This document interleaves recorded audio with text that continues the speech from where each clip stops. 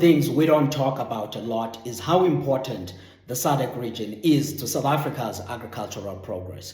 We have a sector here that has more than doubled in value and volume terms since 1994. If you ask me what were the major catalysts amongst many things that have underpinned the progress that South Africa has seen in the past 3 decades, one, of course, has been at a farm level side where we've seen enormous improvement in productivity because of better genetics in animals, better seed cultivars, and many other farming techniques that the South African farmers have applied. But the second and most important catalyst in here is the opening up of export markets. We sit now as a country in a place where we export about half of what we produce. In 2023, that was a record $13.2 billion.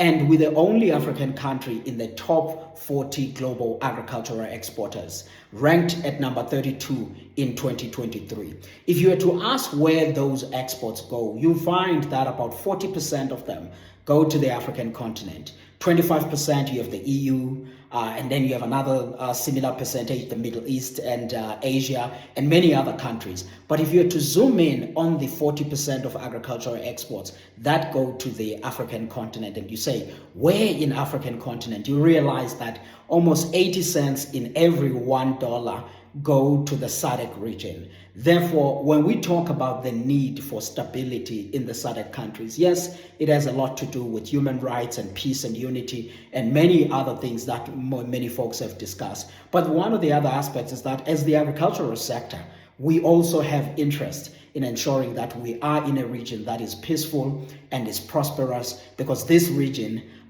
really does a lot in terms of demand and buying the South African agricultural products. So the African continent, SADC, is important. We have to maintain that while we search for other markets elsewhere in the world.